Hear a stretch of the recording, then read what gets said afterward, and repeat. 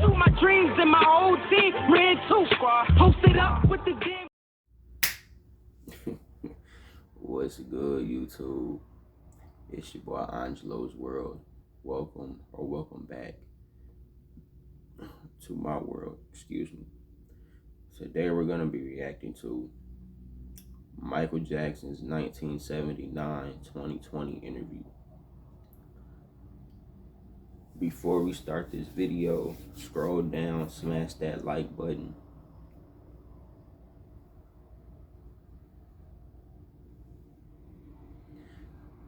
Exit out the full screen, scroll down and smash the like button, man.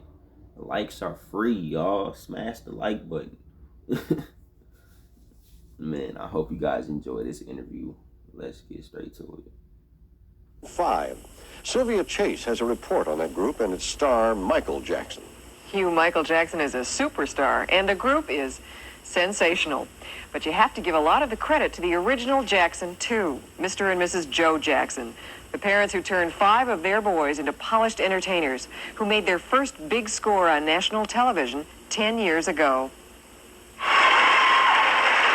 But right now, here they are again singing The Love You Say from their new album, ABC.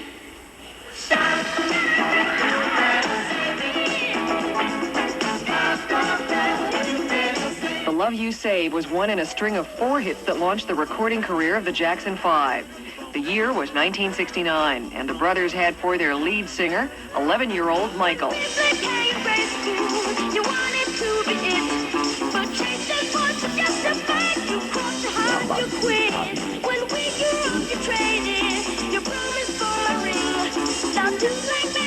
For a decade now, they've enjoyed success, but the group has shed its bubblegum soul image.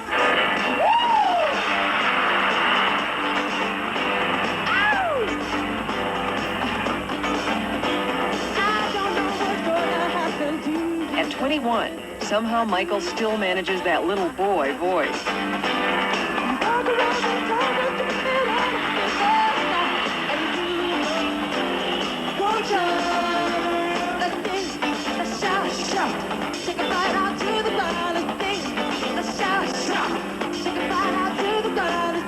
The grown-up Jacksons now exert total control of their product, writing, arranging, and producing music that fits any radio playlist, from contemporary to disco. This hit, Shake Your Body Down, is a 2 million record seller. In 10 years, the Jacksons have sold 93 million records, more than any group but the Beatles. Their current tour, 51 cities in 2 months, will gross about $7.5 million. Shake your body down. In the backseat of a limousine after the concert, I learned how it all began 16 years ago from Marlon Jackson. One day, our television in Gary, Indiana, broke down, and we took it to the shop. The guy was late fixing it, so we started singing country western around the house with our mom. Cotton Fields Back Home, those country western songs. And then we just kept singing and practicing. Kate Jackson persuaded her husband, a weekend musician himself, to take over the act. A steel worker, Joe started moonlighting as his son's manager. It's his full-time job now. I decided to deal with the boys as much as I possibly can as far as rehearsing them and getting them prepared to be in show business. Did they resent it? Yes. They did. Yes. My father started rehearsing every day after school. Other kids would be outside playing, and they would... Do y'all think Mike should have left before 1984? I feel like he should have. I feel like he should have left in 80. I'm not gonna lie. 84 was way too long. Leaving in 84 was way too long, bro. Thriller was already the best-selling album of all time. He already had, obviously, his solo album from 71 and 73 and 74, I think. And 75 and all of that. And then he was still with the group and then did the Triumph Tour or the Victory Tour in 84. And that's when he left. I feel like he should have left after the Triumph Tour, if we're being real. Because Thriller, you feel me? Then Thriller came out.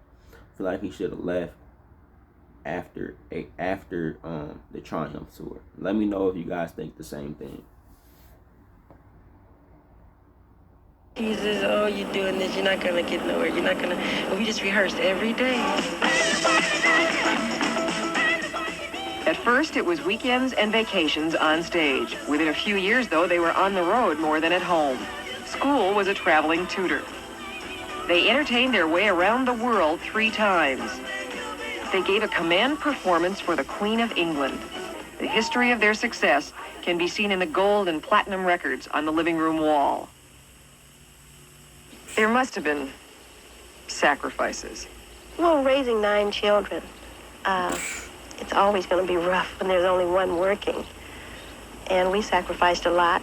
There was a lot of instruments to buy, and they really cost a lot of money, you know, drums and guitars and amplifiers to go with them. And I had all this stuff piled up on top of the Volkswagen microbus. Today, the Jacksons travel first class. Fame makes them vulnerable. On the road, theirs is a life of back doors and security guards, quick entries and exits.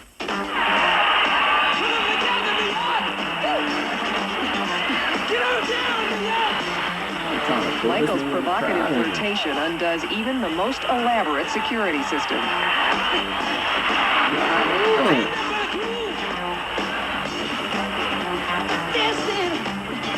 Everybody put your hands together, come on. Though he dances away from such encounters, Michael is uncomfortable, he confesses, with the process of getting acquainted. The only total strangers he trusts are the ones out there, beyond the footlights. At your concerts, there are hundreds of people in the audience yelling, "Michael, Michael!" What do you feel like? When they're all holding hands and everybody's rocking and all colors of people are there, all races, and it's the most wonderful thing, and politicians can't even do that.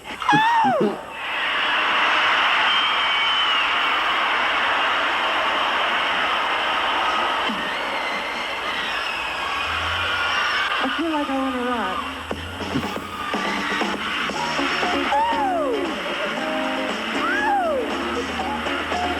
Michael cut an album without his brothers in August. It's called Off the Wall, and it's headed for triple platinum, meaning 3 million sold. This song, Rock With You, is from the album. I wanna rock with you all night. Dance you in the desert.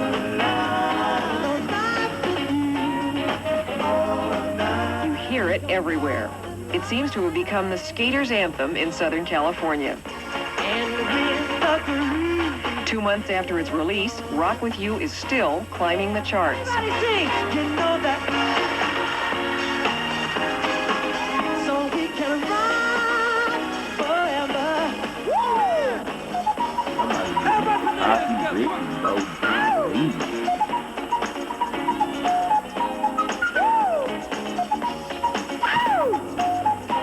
Everybody sing.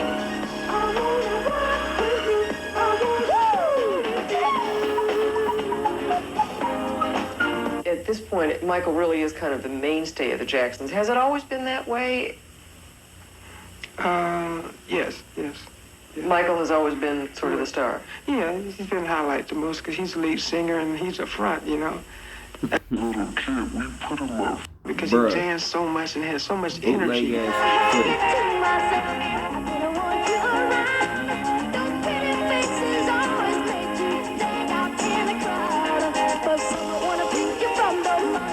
He was so mature as a performer that in the early days, people called Michael a 45-year-old midget. Oh, baby, give me one more chance.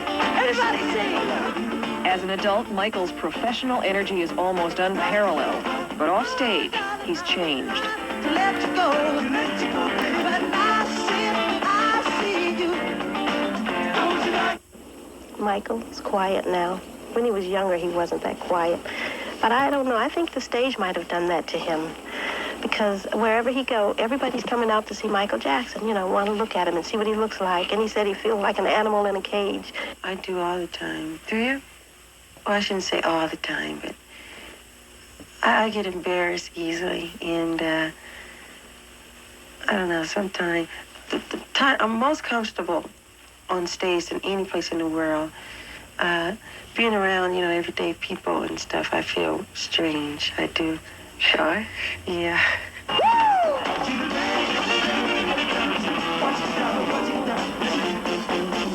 to look at these sophisticated men and believe that for some of them, dating and driving privileges were withheld until the late teens.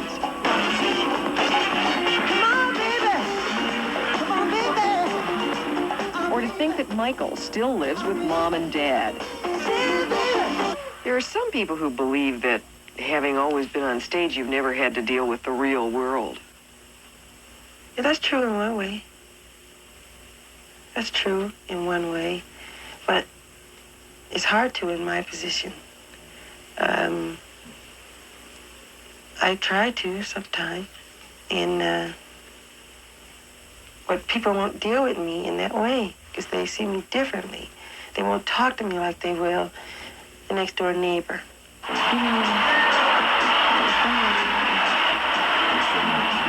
On stage, for me, is the greatest place in the world. It's just, you just light up on stage. It's magic.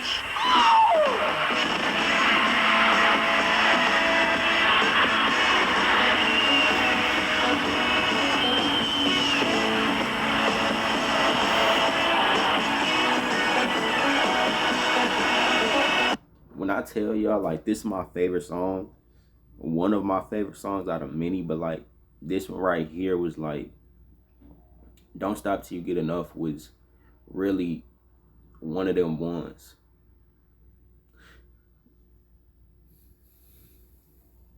Yeah, Don't Stop Till You Get Enough was one of them ones for me, man.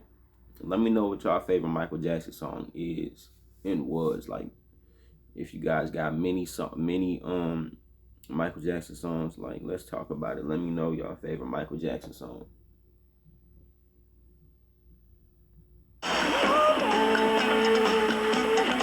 Don't Stop Till You Get Enough is Michael's own composition.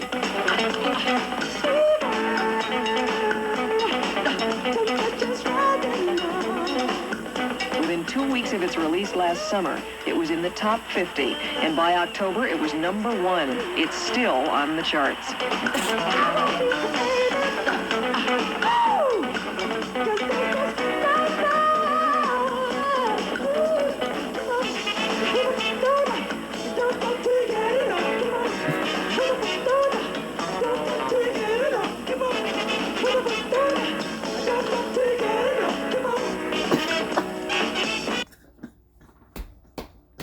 Y'all remember Chris Tucker singing this in Rush Hour 2?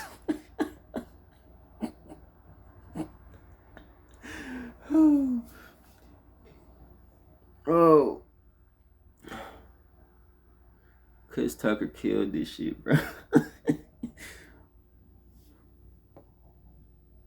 Don't stop till you get enough.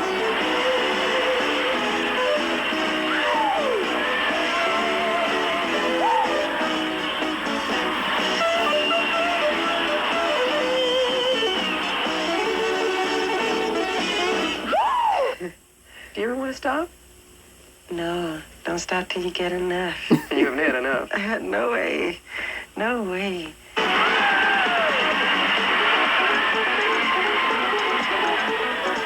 The thing I like most about being on stage is making people happy.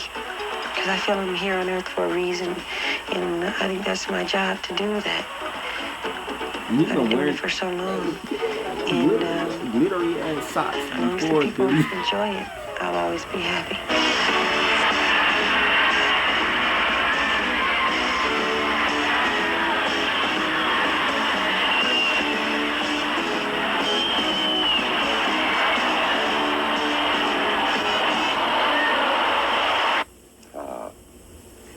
Next, a report on an old...